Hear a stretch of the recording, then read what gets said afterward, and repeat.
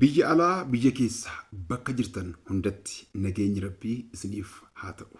Buzeeks Bohaarsaati. Akkam jirtu uummata Oromoo hundi keessan. Foolleessonni toora sooshaal miidiyaalee Buzeeks Bohaarsaa taatan hundi keessan jechuu kooti.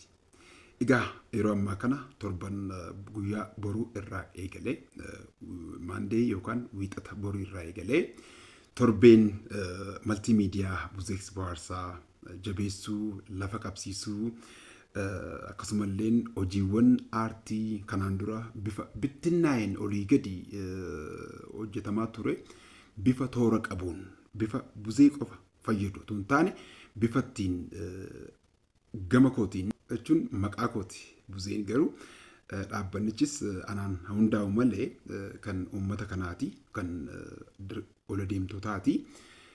Egaa wanna kanaan fakkeenya gaarii fi abdii dhalootaaf horuudhaaf kan deemaa jirru isa kana bifattiin deeggarree waltaanee guddisuu dandeenyu irratti wal marii hedduu ni qabaanna. Kanaaf namoonni si jaalannaa jettan hundi keessaniyyuu deeggarsa isinirraa eegamu karaa dhaabbata kana Buzeeks Bohaarsaa maltiimiidiyaa. Ammaaf kan qabnu akkaawuntii baankii kooperaatiivii qofadha. Isa kana isinii maxxansina.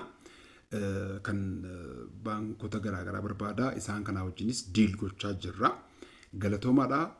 Nu wajjin dhaabbachuu keessanii fi maltiimiidiyaa kana guddisuudhaaf nu wajjin dhaabbachuu keessaniif gammachuu guddaan qaba.